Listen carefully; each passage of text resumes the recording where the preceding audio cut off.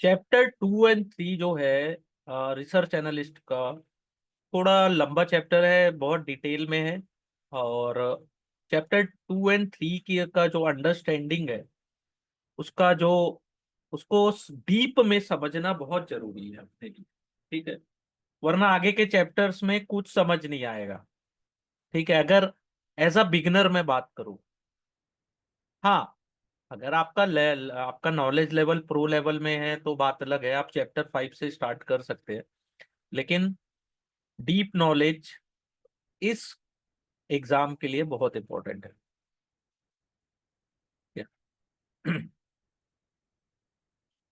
तो various chapter का next part है various market participant and there activity. तो मार्केट पार्टिसिपेंट जो होते हैं, सिक्योरिटीज मार्केट में होता है, एक बायर होता है, सेलर होता है। बायर एंड सेलर्स के बीच पे इंटरमीडियरीज होते हैं। कौन होता है इंटरमीडियरीज का रोल, कौन करता है? तो पहला होता है स्टॉक एक्सचेंज। तो स्टॉक एक्सचेंज क्या होता है? Plate provide a trading platform where a buyer and seller can transact in already issued security। तो स्टॉक एक्सचेंज में कौन ट्रेडिंग प्लेटफॉर्म किसके लिए? ऑलरेडी इशूड सिक्योरिटीज के लिए। तो स्टॉक मार्केट क्या होता है? एनएससी, बीएससी, एमएसआई, एमएससीआई जो है वो नेशनल वाइड एक्सचेंजेस है। ठीक है, याद रखिएगा, कई बार बहुत सिंपल सा क्वेश्चन आ जाता है कि एनएससी, बीएससी और एमएससीआई ये तीन ही है ना national wide. Trading happen on this trade exchange through electronic trading terminal. Electronic trading terminal use होता है। ठीक है, उसमें एनोनिमस यानी कि आपको पता नहीं है आपका आप किससे खरीद रहे हो या आप किसको सेल कर रहे हो, लेकिन ऑर्डर की मैचिंग अच्छी हो जाती है। ठीक है, stock exchange also appoint clearing and settlement agency. ठीक है, और क्लीयरिंग बैंक। क्लीयरिंग बैंक का क्या काम होता है? Manage the fund and security settlement that arise out of this trade. ठीक है, फिर होती है डिपॉजिटरीज। डिपॉजिट का क्या रोल होता है? Are institution that hold securities, जो सिक्योरिटीज को होल्ड करते हैं, like share, debentures, bond, government securities and mutual fund of investor in electronic forms. ठीक है, ये डिपॉजिटरीज क्या होती है? हमारी जो सिक्योरिटीज है उसको होल्ड करती है, जैसे share, debentures, bond, government securities, mutual fund. ठीक है, investor open an account with depository through registered depository participant. They also provide service related to transaction in security held in demat form. दो depositories है India में, एक है CDSL, एक है NSDL. ये दो ही है, central depository service limited, national security depository limited. ठीक है, फिर डीपी क्या होता है? Depository participate is a agent of depository through which interface with the investor and provide depository service. Depository participants enable investor to hold and transact in security in the demat form। ठीक है, while the investor level account in security are held and maintained by DP, company level account of security is issued in held and maintained by DP। ठीक है, DP participants को कौन appoint करता है? SEBI. Approval किसका मिलना चाहिए? सेबी का। Public finance institution, schedule commercial bank, foreign bank operating in India with approval of RBI. ठीक है, ये याद रखिएगा, foreign bank in India with approval of RBI, state financial corporation, custodian, stock broker, clearing corporation, clearing house, NBFC, register to any issue and share transfer agent compile with requirement prescribe by SEBI can be registered as DP. DP कौन बन सकता है? ये इतने सारे लोग हैं, ये डीपी बन सकते हैं, लेकिन अप्रूवल किसकी लगेगी? सेबी की। ठीक है, जो भी रिक्वायरमेंट है सेबी के द्वारा प्रिस्क्राइब किए हुए, अगर आप उसको फुलफिल करते हो तो आप डिपॉजिटरी पार्टिसिपेंट्स बन सकते हैं। फिर होता है ट्रेडिंग मेंबर। ट्रेडिंग मेंबर्स को स्टॉक ब्रोकर्स भी कहते हैं, जो रजिस्टर्ड मेंबर होते हैं स्टॉक एक्सचेंज के। They facilitate buy and sell transaction of investor on stock exchange. All secondary market transaction on stock exchange have to be essentially conducted through registered broker of stock exchange। Trading member can be individual, partnership firm और corporate bodies। ठीक है, individual भी हो सकता है, कोई भी partnership firm या कॉर्पोरेट बॉडी, ठीक है, who are permitted to become member of recognised stock exchange subject to fulfilment of minimum prudential requirement. Authorise person कौन होता है? स्टॉक ब्रोकर के जो नीचे होते हैं वो ऑथराइज पर्सन होते हैं। Authorise person is any person, individual, partnership, LLP who is appointed by stock broker or trading member as a agent. Stock broker or trading member as a agent उनको appoint करते हैं across the country. Stock broker में appoint one or more AP after obtaining specify approval from stock exchange. The approval as well as appointment of authorized person is of for specific segment of the exchange। ठीक है, यहां तक कोई problem? ये पूछा जाता है, ट्रेडिंग मेंबर से रिलेटेड, एपी से रिलेटेड क्वेश्चंस आते हैं, ठीक है, डीपी से रिलेटेड क्वेश्चंस आते हैं, डिपॉजिटरी से रिलेटेड क्वेश्चन आते हैं, ठीक है। सेबी ने अर्लियर अलाउ किया था sub broker as well as authorise person network to expand the broker network, ठीक है, लेकिन 2018 के बाद डिसाइड किया कि सब ब्रोकर और intermediary shall cease to exit with effect from 2019। All existing sub broker will migrate to become AP. जितने sub broker हैं सबको माइग्रेट किया जाए एज अ एपी और trading member if sub broker meet the eligibility criteria prescribed under stock exchange by law and SEBI regulation by compiling this regulations। ठीक है, बहुत easy है, थोड़ा समझने में टाइम लगता है। जो भी सब ब्रोकर्स हैं यानी कि ब्रोकर के अंडर, उनको 2019 में सबको as a authorise person migrate किया गया। जो भी आपका स्टॉक एक्सचेंज का लॉ और सेबी रेगुलेशंस को फॉलो करते हैं या जो भी उनकी एलिजिबिलिटी क्राइटेरिया है उसको फुलफिल कर। कस्टोडियन कौन होता है? बहुत इजी है, कस्टोडियन से क्वेश्चन आएगा ही आएगा। Custodian is an entity that is charged with responsibility of holding fund and security of its large kind, typically such as bank, insurance companies, foreign portfolio investors। ठीक है, कस्टोडियन क्या होते हैं? उनकी रिस्पॉन्सिबिलिटी होती है बड़े क्लाइंट्स के फंड्स और सिक्योरिटीज को होल्ड करना, उनकी रिस्पॉन्सिबिलिटी लेना। बड़े क्लाइंट्स यानी bank, insurance company, foreign portfolio investors, उनकी सिक्योरिटीज को सेफ गार्ड प्रोवाइड करना। और कस्टोडियन का और क्या काम होता है? उनके ट्रांजेक्शन्स को देखना और कॉर्पोरेट एक्शन हो रहे हैं उनको भी ट्रैक करना। कस्टोडियन का क्या काम क्या है? Maintaining a client security end fund account, collecting the benefit or right accruing to client in respect of security held, keeping the client informed on the action taken or to be taken on their portfolio। ठीक है, client की security और fund को maintain करना, benefit और right को client तक बताना भी है और कलेक्ट भी करना है, और जो भी इंफॉर्मेशन है पोर्टफोलियो से रिलेटेड उनको प्रोवाइड करना। ठीक है, फिर होता है clearing corporation. Clearing corporation play an important role in safeguarding the interest of investor in the securities market. Clearing agency ensure that member on stock exchange meet their obligation to deliver fund and securities। तो clearing agency का क्या काम होता है कि आपके पास fund है कि सिक्योरिटीज है, किससे?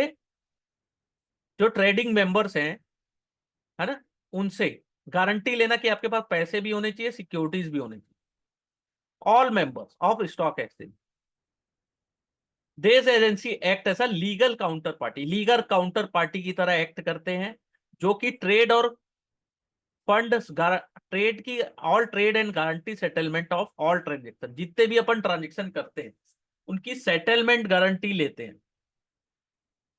ठीक है, या तो ये पार्ट होते हैं एक्सचेंज के, या तो सेपरेट एंटाइटीज भी होते हैं। एक्सचेंज अपना भी क्लीयरिंग कॉर्पोरेशन बना लेते हैं या तो सेपरेट किसी को दे देते हैं। क्लीयरिंग बैंक क्या होता है?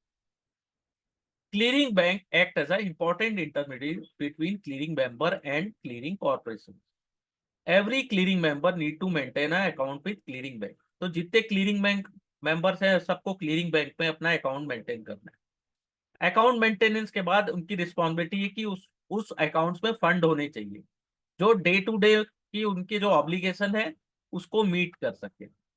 ठीक है, एग्जीक्यूट कर सके स्टॉक एक्सचेंज में। ठीक है, या तो वो कुछ member, clearing member, money receive भी करते हैं, कुछ मेंबर्स को पे आउट भी देना होता है, कुछ को पे इन भी देना पड़ता है। ठीक है, क्लियर। ये क्लीयरिंग बैंक का काम है। मर्चेंट बैंक क्या होता है? Merchant bank are entity registered with SEBI, act as a issue manager, investment bank और लीड मैनेजर। यहां से भी क्वेश्चन आता है। ये आईपीओ जो होता है उसमें इशूअर्स की हेल्प करते हैं कि सिक्योरिटी मार्केट में आपका जो आईपीओ है वो जब तक लिस्ट नहीं हो जाता तब तक पूरा हेल्प करते हैं, यानी स्टार्टिंग से लेकर इशू होने तक आईपीओ के मेन काम मर्चेंट बैंकर्स का यही होता है। एक्ट कैसा करते हैं? Issue manager. मर्चेंट बैंकर को क्या बोलते हैं? इशू मैनेजर, इन्वेस्टमेंट बैंकर और लीड मैनेजर, ये तीन चीजें बोली जाती हैं। These are single point contract for issuer during a new issue of security. They evaluate the capital need of issuers, structure of appropriate instrument, ठीक है, और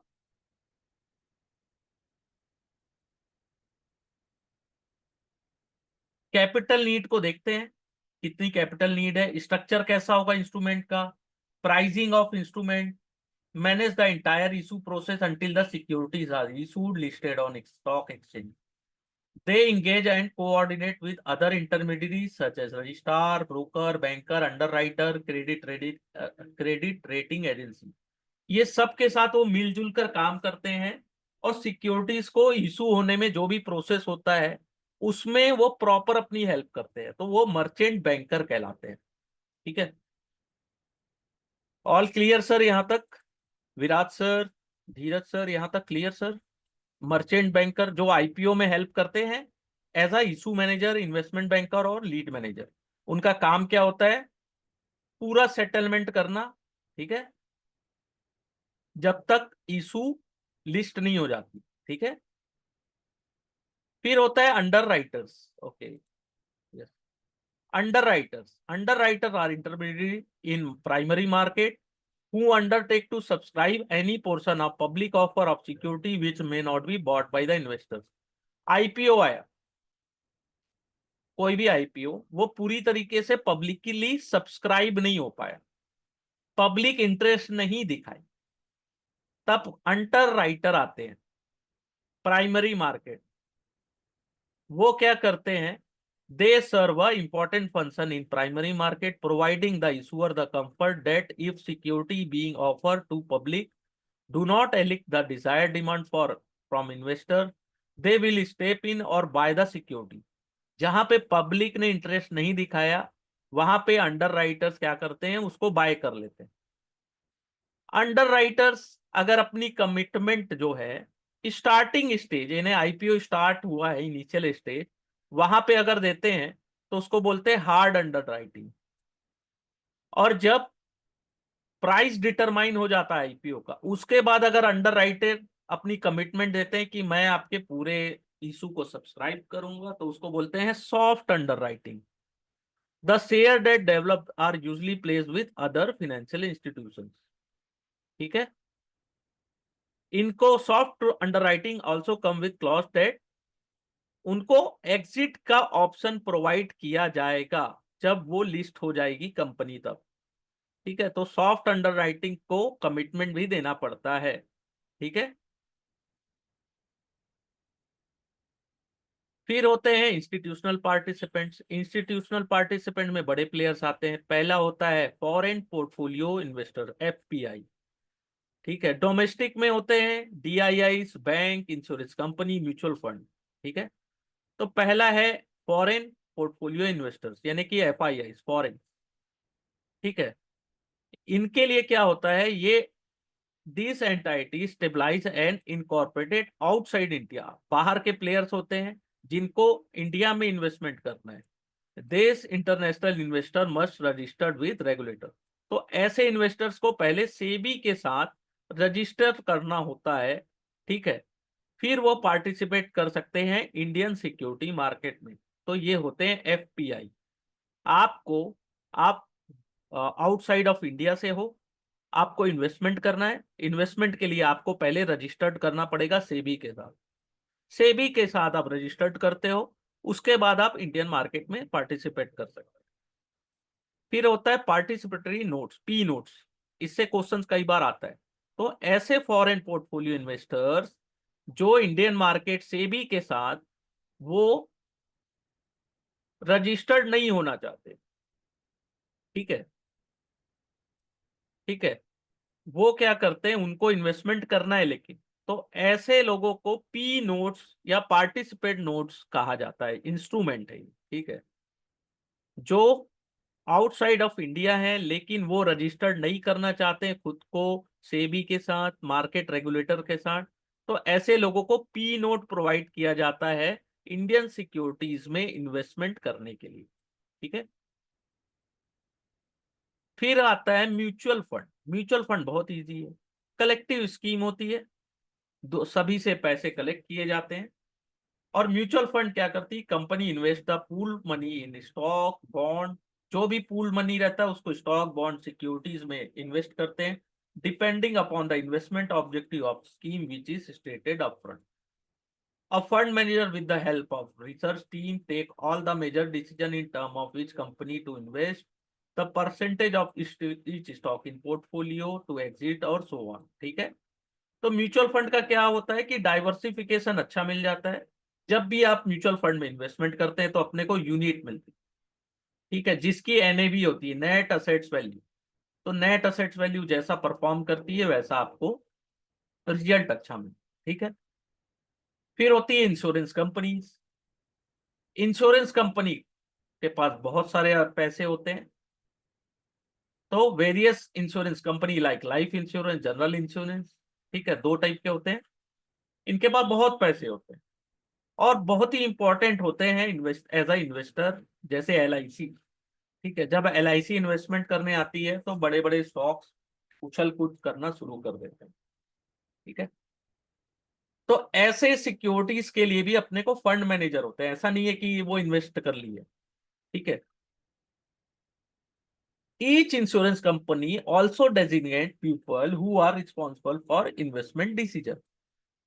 डेजिग्नेट करते हैं पीपल्स को जो इन्वेस्टमेंट डिसीजन के लिए रिस्पॉन्सिबल रहे। ऐसा नहीं है कि एलआईसी है तो आज उठे और सुबह 9 बजे इन्वेस्टमेंट कर लिया, ऐसा नहीं। इन्वेस्टमेंट के लिए वो डिसीजन लेते हैं।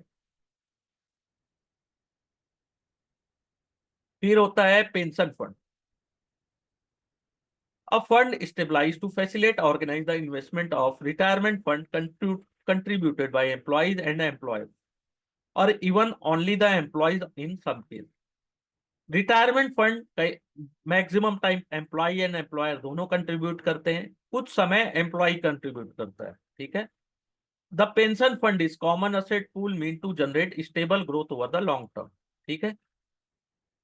कॉमन इनका गोल ये रहता है कि अपने को स्टेबल ग्रोथ चाहिए, ज्यादा या कम ऐसा नहीं है, एक स्टेबल ग्रोथ मिलते रहे कि अपने को रिटायरमेंट के टाइम अच्छा खासा पैसा मिल जाए, अपना एम्प्लॉय रिटायरमेंट के बाद भी अच्छी जिंदगी काटे।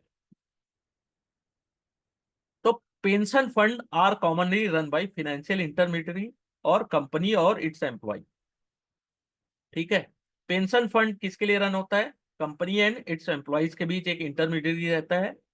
जो बड़े लार्ज कॉर्पोरेशन है वो अपना इन हाउस पेंशन फंड चलाते हैं, यानी खुद का पेंशन फंड खुद मैनेज करते हैं, ठीक है।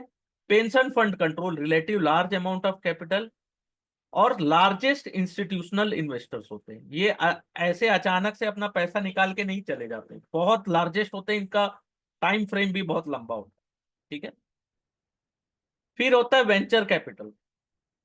वेंचर कैपिटल में जो पूल इन्वेस्टमेंट पैसे होते हैं म्यूचुअल फंड की तरह, वो ऐसी कंपनी में इन्वेस्टमेंट करते हैं जिस जो अर्ली स्टेज ऑफ डेवलपमेंट में, यानी कि ग्रोथ करना स्टार्ट किया है, ऐसे में ऐसे फंड्स में इन्वेस्टमेंट करते हैं और पोटेंशियल इनका लॉन्ग टर्म ग्रोथ दिखता है। लेकिन वेंचर कैपिटल में क्या होता है, टाइम लंबा होता है और रिस्क भी बहुत हाई होता है, अगर फेल हुआ तो पूरा का पूरा आपका पैसा चला जाएगा, ठीक है। तो ऐसे को बोलते हैं वेंचर कैपिटल फंड, ठीक है। तो वेंचर कैपिटलिस्ट कई बार मैनेजर और टेक्निकल एक्सपर्टाइज को भी इन्वेस्ट करते हैं कैपिटल के साथ, कि आपको मैनेजर या टेक्निकल सपोर्ट भी मिल जाए। पैसे तो देते ही है, साथ में आपको एक्सपर्ट इंसान भी देते हैं, मैनेजर और टेक्निकल वाले। ठीक है। Private equity firm, private equity is a term used to define funding available to company in the early stage of growth. तो प्राइवेट इक्विटी यानी कि जो अर्ली स्टेज ग्रोथ है कंपनीज की, उसमें कौन एक्सपेंड, कौन इन्वेस्ट कर रहा है? Investing companies. ठीक है। जो ऑलरेडी मार्केट में लिस्टेड है, प्राइवेट या पब्लिकली, वो आपकी कंपनीज में इन्वेस्ट कर रहे हैं। ये वेंचर फंड की तरह ही होता है। ठीक है। और इसमें जो इन्वेस्टमेंट करते हैं उसको बोलते हैं लिमिटेड पार्टनर। ठीक है। The money in the fund is contributed bye investor, जो इन्वेस्ट करते हैं उसको बोलते हैं लिमिटेड पार्टनर। और investment and manage by general partner. ठीक है, ये याद रखिएगा, क्वेश्चन आता है सर यहाँ से। वेंचर कैपिटल और प्राइवेट इक्विटी फर्म, यहां से क्वेश्चन आते हैं। ठीक है। फिर होता है हेज फंड। ठीक है। Hedge fund is the investment vehicle that pool capital from number of investor and invest that across the set, across the product, across the geography. Hedge fund किसी भी प्रोडक्ट में, किसी भी एसेट्स में, किसी भी जियोग्राफी में इन्वेस्ट करते हैं। उनको मतलब नहीं होता कि कौन से देश में, हमको जहां पे अवसर दिखा, जहां हमको पैसा दिखा, वहां हम इन्वेस्टमेंट करें, वो होते हैं हेज फंड। ठीक है। फिर एक और इंपॉर्टेंट है अल्टरनेटिव इन्वेस्टमेंट फंड। ये होती है privately pooled investment scheme that invest in various asset like real estate, private company, commodities and other alternative investment. The term alternative typically include all other asset excluding listed equity, fix income. ठीक है। और collective investment scheme और investment platform such as an mutual fund, NPS. Excluding बोल रहा है ना, यहां याद रखिएगा। Include all other assets, excluding, ये सब नहीं होते उसमें। ठीक है। Alternative investment fund defined in regulation 21B of security exchange board of India. ये याद रखिएगा, यहां से क्वेश्चन आ सकता है। ये प्राइवेटली पूल्ड इन्वेस्टमेंट फंड होता है, वेदर फ्रॉम इंडिया और फॉरेन सोर्स। इनमें एक ट्रस्ट और कंपनी बनती है लिमिटेड लाइबिलिटी की, या बॉडी कॉर्पोरेट होता है। ठीक है। Which are not presently cover by any regulation of SEBI governing fund. ठीक है। सेबी ने एआईएफ को तीन तरीके से कैटेगरी दिया है। कैटेगरी वन में क्या होता है? स्टार्टअप और अर्ली स्टेज के वेंचर, या सोशल वेंचर, या एसएमई, या इंफ्रास्ट्रक्चर, इनकी कंपनी आती है कैटेगरी वन में। ठीक है। कैटेगरी थ्री होता है जिसमें आते हैं कॉम्प्लेक्स इन्वेस्टमेंट स्ट्रेटजी, जैसे leverage and derivative, hedge fund, pipe fund are registered at category three. और कैटेगरी टू में कौन आता है? जो कैटेगरी वन एंड थ्री में कैटेगरी में नहीं आता है, वो कैटेगरी थ्री में आता है। ठीक है। जैसे real estate, private equity fund और फंड फॉर डिस्ट्रेस असेट्स। ठीक है। Registered as category two. ये याद रखिएगा, कैटेगरी वन टू थ्री, यहां से कभी भी कोई भी क्वेश्चन पूछ सकता है। ठीक है। इजी है, थोड़ा सा बस आपको याद रखना है कि कौन सा फंड कौन सी कैटेगरी में आता है। तो कैटेगरी वन बहुत इजी है, startup, new, fresh capital, venture Capitals. Category three में आता है complex like hedge fund, pipe fund, derivative, leverage. Category two में आता है जो कैटेगरी थ्री और वन में पार्टिसिपेट नहीं कर होते, फॉल नहीं आते, वो आते हैं कैटेगरी टू में। फिर होता है investment advisor. Investment advisor work with investor to help decide asset allocation. Investment advisor का एक कोर्स भी होता है जो एनआईएसएम कंडक्ट कराते हैं। उसमें क्या होता है कि आपको डिसीजन लेना है कि आपका फंड कहाँ पे एलोकेट होना चाहिए। तो एलोकेशन डिपेंड करता है आपकी नीड में, टाइम होरिजन में, आपका रिस्क एपेटाइट के ऊपर। तो ये सब डिसीजन कौन लेता है? Investment advisor. ठीक है। उनका एक गोल होता है आपका सेविंग और इन्वेस्टमेंट दोनों को मेंटेन करके चलते हैं। ठीक है, वो होते हैं इन्वेस्टमेंट एडवाइजर। अब देखिए ईपीएफ, नेक्स्ट है employ provident fund. Any question from, यहां तक अगर कोई क्वेश्चन है तो प्लीज पूछ लीजिए।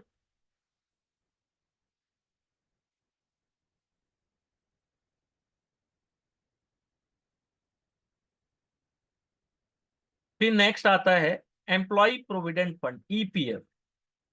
EPF is a scheme that is used to provide retirement benefit in the form of defined benefit scheme to employee or covered organization. Every employer is obliged to provide 12% of basic salary as contributed to the scheme. Equal amount is deducted from the employee salary. 12% basic salary का employ contribute करता है और जो employer है वो दोनों contribute करते हैं, ठीक है। और ये फंड डिपॉजिट होता है एम्प्लॉय प्रोविडेंट फंड ऑर्गेनाइजेशन, ठीक है, जो एडमिनिस्टर्ड होते हैं और मैनेज करते हैं फंड। इसमें जो होता है rate of interest pre determined होता है, पहले से डिटरमाइंड होता है, ठीक है। द फंड, जो फंड होता है ईपीएफ का, वो डेब्ट इंस्ट्रूमेंट में और इक्विटी में होता है, ठीक है। लेकिन एम्प्लॉय के पास कोई ऑप्शन नहीं रहता कि आप अपने इंस्ट्रूमेंट्स या डेब्ट और इक्विटी आप चूज कर सके, ठीक है। जो इन्वेस्टमेंट है आपको एक प्री डिटरमाइंड रेट है, उतना आपको पैसा मिलेगा, ठीक है। फिर होता है नेशनल पेंशन स्कीम। ये गवर्नमेंट स्पॉन्सर रिटायरमेंट स्कीम है। सब्सक्राइबर क्या है, कंट्रीब्यूट करते हैं रेगुलरली ऑन मेच्योरिटी, ठीक है, रेगुलरली स्कीम में। और मेच्योरिटी में क्या होता है, the fund accumulated in scheme can be used to buy annuity product. Subscriber also have option to partially withdrawal the fund. Partially withdrawal कर सकते हैं मेच्योरिटी में। NPS scheme can be offered by employer in addition to other retirement benefit, ठीक है। Other benefit के साथ NPS भी offer किया जाता है, ठीक है। इसमें जो भी आपके फंड के चॉइस है वो आप सेलेक्ट कर सकते हो, और बेनिफिशियरी जो है वो आप अपनी चॉइस के अनुसार चूज कर सकते हैं। फिर होता है फैमिली ऑफिस। बड़े जो फैमिली है, जो बहुत वेल्दी फैमिली है, उनके ऑफिस या उनके जो यानी कि जो एक्सपेंस है और इनकम है उसको मेंटेन करता है फैमिली ऑफिस। तो दे typically care all aspect of financial management of family including investment, state planning, real estate क्या खरीदना है, टैक्स प्लानिंग क्या करना है, ये फैमिली ऑफिस डिसाइड करती है। और डे टू डे अकाउंटिंग करती है कि आपकी इनकम कितनी है, एक्सपेंस कितने हैं, और वेंडर्स के पेमेंट और हाउस होल्ड स्टाफ के पेमेंट्स को मेंटेन करती है। देस आर सिंगल फैमिली। कई तो सिंगल फैमिली ऑफिस होते हैं जो बड़े बहुत बड़ी कंपनीज है, और कुछ कंपनीज के मल्टी फैमिली ऑफिस होते हैं, ठीक है। कुछ मल्टी फैमिली यानी कि एक कंपनी है और बहुत सारी फैमिलीज के एक्सपेंस को मैनेज कर रही है। Multi family office handle the finance of multi family, ठीक है। बहुत आसान है लेकिन क्वेश्चन आता है इनसे। कॉर्पोरेट ट्रेजरी क्या होता है, जो बड़े बड़े कॉर्पोरेट हैं उनके पास जो फंड आइडल पड़ा है बैंक के करंट अकाउंट में, अब करंट अकाउंट में है तो उनको इंटरेस्ट मिलना नहीं है, तो उस फंड को जब तक उनको जरूरत नहीं है वो क्या करते हैं, ट्रेजरी में, कॉर्पोरेट ट्रेजरी में इन्वेस्टमेंट करते हैं शॉर्ट टर्म के लिए, ठीक है।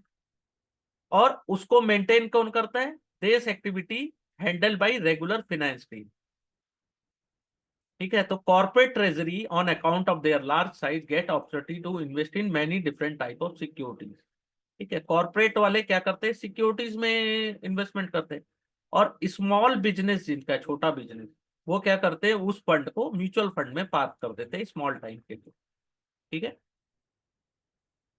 ये हो गया कॉर्पोरेट ट्रेजरीज। एनी क्वेश्चंस, यहाँ से क्वेश्चन आते हैं सर, जितनी भी चीजें मैं हाईलाइट कर रहा हूँ उसको ध्यान दीजिएगा। अगर नहीं समझ में आएगा तो आप जब इसका रिवीजन करते हैं तब आप मुझसे इनके क्वेश्चंस पूछ सकते हैं, लेकिन सर क्वेश्चन आते हैं, ठीक है।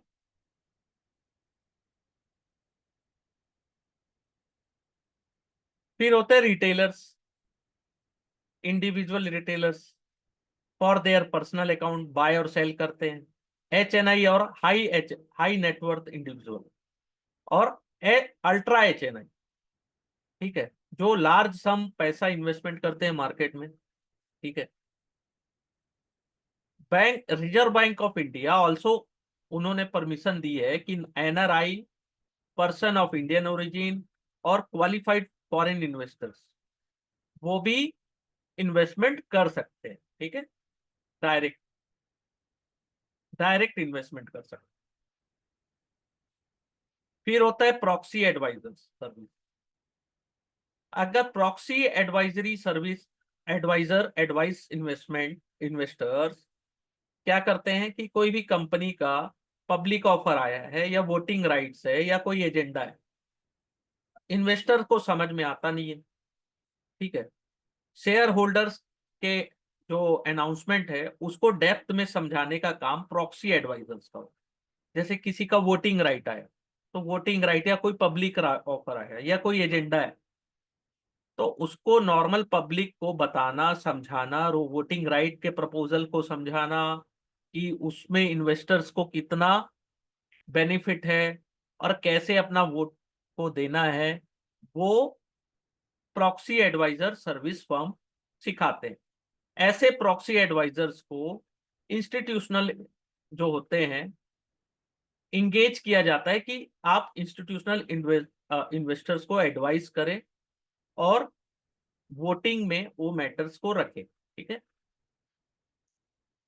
काइंड ऑफ ट्रांजेक्शन, मार्केट में कितने टाइप के ट्रांजेक्शन्स होते हैं और उनका सेटलमेंट इमीडिएट होता है कि देर से होता है, ये होता है काइंड ऑफ ट्रांजेक्शन, ठीक है। एक होता है कैश ट्रांजेक्शन, कैश ट्रेड, जिसमें जो ट्रेड है सेटलमेंट सेम डे में होता है।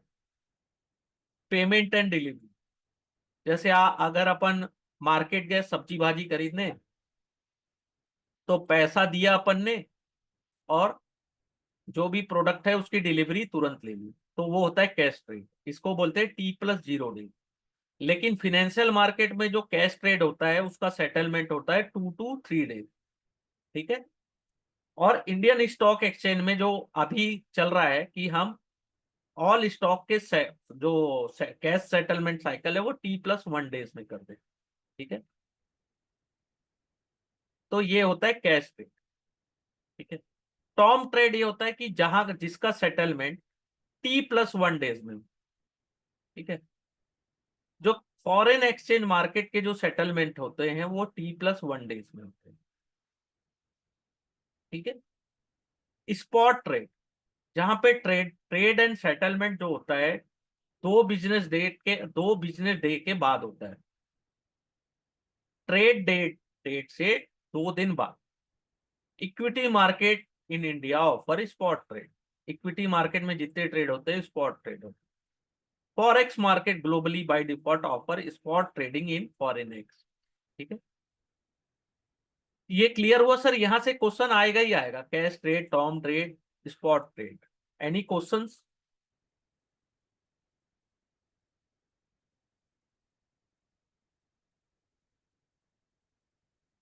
Please you can ask an number of question.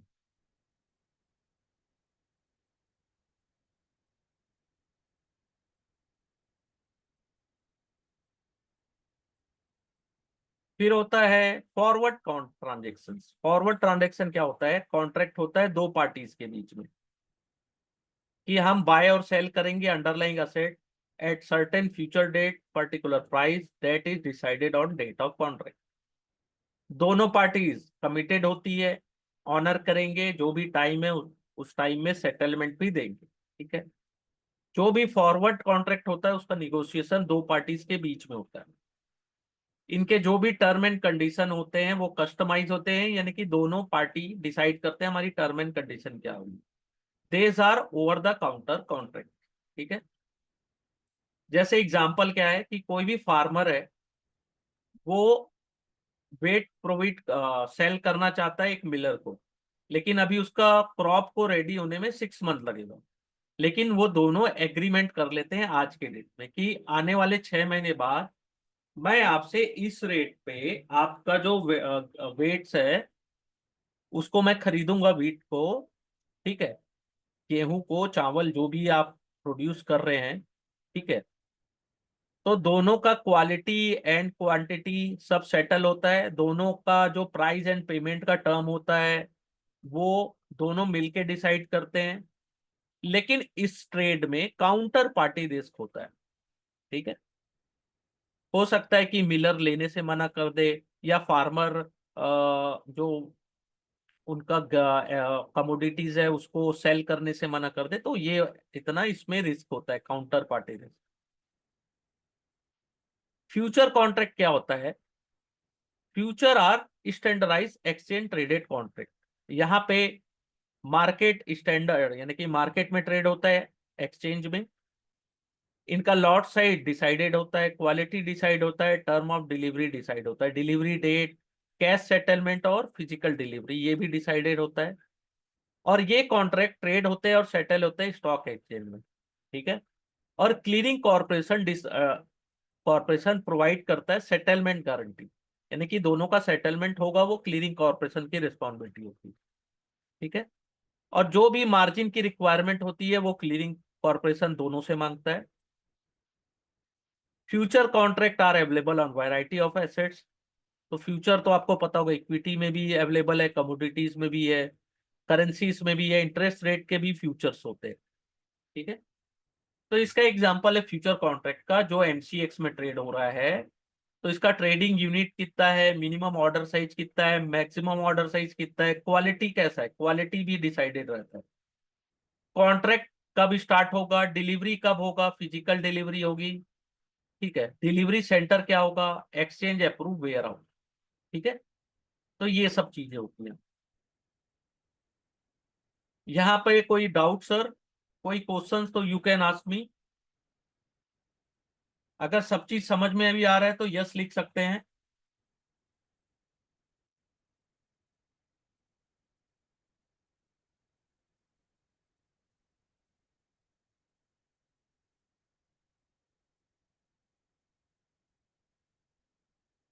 Yes okay.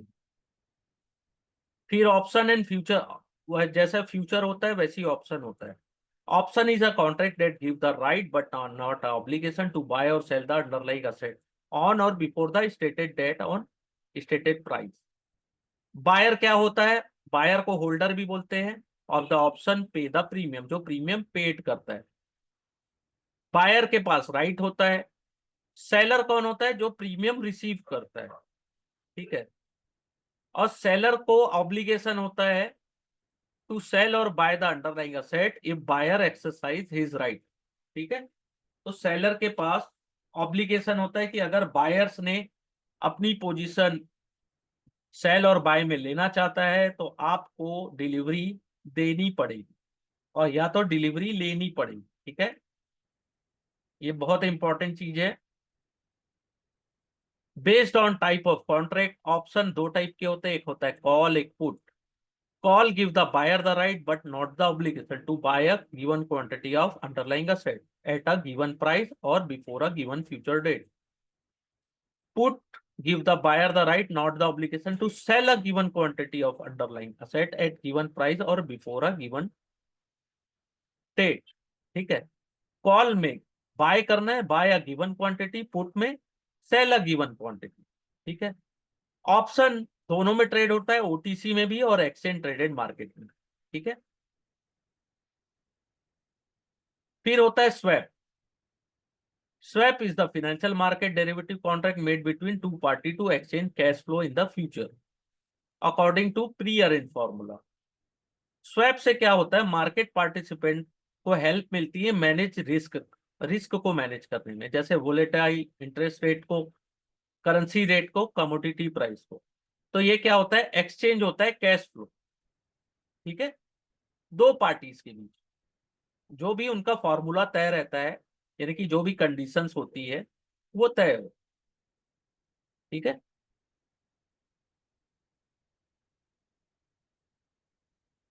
फिर होता है ट्रेडिंग, हेजिंग और आर्बिट्राज और प्लेजिंग ऑफ शेयर्स। ठीक है। ट्रेडिंग में क्या होता है, ट्रेडिंग कौन करता है जनरली, ट्रेडिंग वो करते हैं जिनको लग रहा है कि हमको मार्केट में दिख रहा है कि कोई किसी का प्राइस बहुत तेजी से ऊपर जाने वाला या बहुत तेजी से नीचे आने वाला है। तो ट्रेडर क्या करते हैं, स्पेकुलेशन करते हैं, वो उस चीज को बाय कर लेते हैं। ठीक है, शॉर्ट टाइम के लिए। और जब उनको अच्छा प्रॉफिट होता है तो वहां से एग्जिट कर लेते हैं।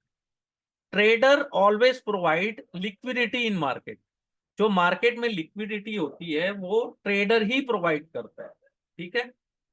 वो स्पेकुलेशन डेली बनाते हैं ट्रेडर्स और बाय और सेल करते हैं, जिससे लिक्विडिटी मार्केट में बनी रहती है। ठीक है, ट्रेडर्स को एक फायदा होता है, उनको लीवरेज बहुत अच्छा मिलता है। ठीक है, वो अपना, उनको बहुत ज्यादा प्रॉफिट और बहुत ज्यादा लॉस भी होता है ना। ऐसा नहीं है कि केवल प्रॉफिट होता है। अगर मार्केट उनकी उनके अनुसार गई तो प्रॉफिट, नहीं गई तो लॉस, तो वो होते हैं ट्रेडिंग, जो नॉर्मल अपन जैसे लोग रिटेलर्स करते हैं डेली।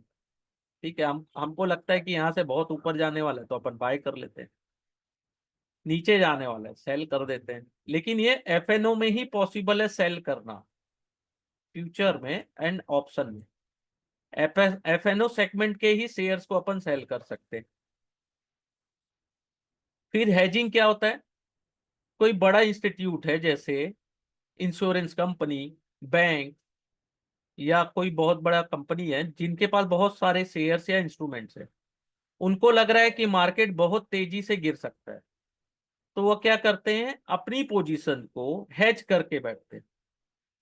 ठीक है, many type of financial instrument, insurance लेके भी हेजिंग की जाती है, फॉरवर्ड और फ्यूचर कॉन्ट्रैक्ट लेके भी, स्वैप और ऑप्शन का भी यूज करके अपनी पोजीशन को हेज करते हैं, जिनसे उनका जो पोजीशन होता है वो limited loss as well as limited gain की पोजीशन में आ जाता है, यानी कि उनको ज्यादा प्रॉफिट भी नहीं होगा तो ज्यादा लॉस भी नहीं होगा। ठीक है, तो ये होती है हेजिंग। आर्बिट्राज क्या होता है? यहां से क्वेश्चन आता है, आर्बिट्राज क्या होता है?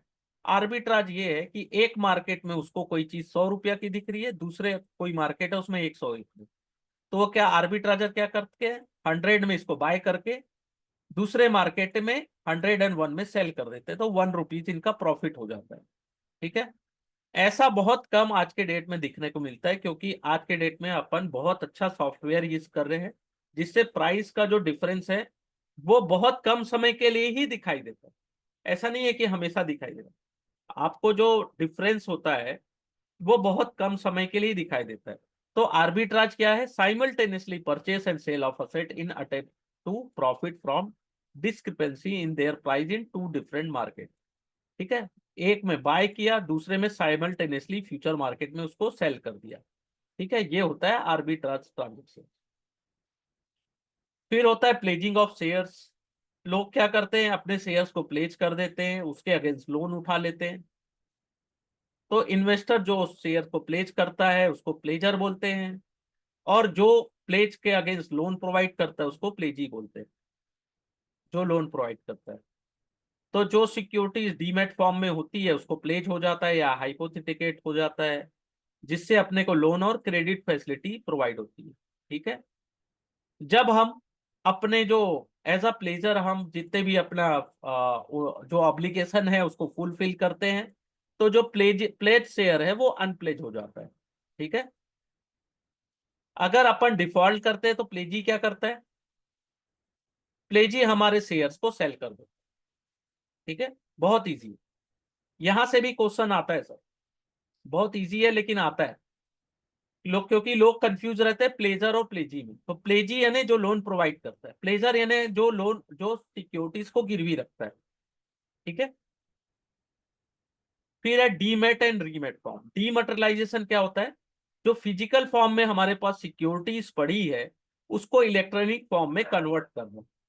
ठीक है, आज के टाइम में तो सभी सिक्योरिटी डीमेट फॉर्म में आती है, लेकिन पहले कागज में आती थी फिजिकल फॉर्म में। ठीक है, तो डीमेट फॉर्म उसी को कहते हैं। ठीक है, investor share are not distinguished from any another investor shares, and they share do not have any distinctive number, folio number और सर्टिफिकेट नंबर। सेबी ने रेगुलेशन में क्या किया है कि कंपनी जो भी पब्लिक शेयर्स पब्लिक इशू करती है उनको आपको डीमेट फॉर्म में ही शेयर इशूड करने हैं, जो कि नेशनल वाइड मार्केट में लिस्टेड हो सके।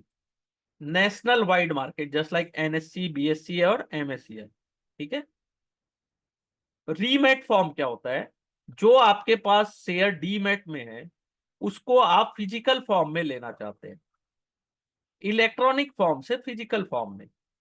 अगर आप रिक्वेस्ट करते हैं एज अ इन्वेस्टर्स, तो आपको एक डिस्टिंक्ट क्वांटिटी में, यानी कि पूरा तो नहीं मिलेगा, एक थोड़ी क्वांटिटी में आपको शेयर्स रीमेट फॉर्म में एलोकेटेड हो जाएंगे।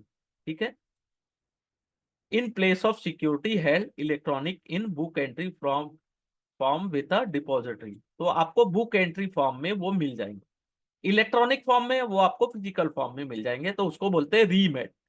ठीक है, ये बहुत इंपॉर्टेंट है, यहां से तो क्वेश्चन आता ही आता है, डीमेट रीमेट फॉर्म से। ऑल क्लियर सर यहां तक?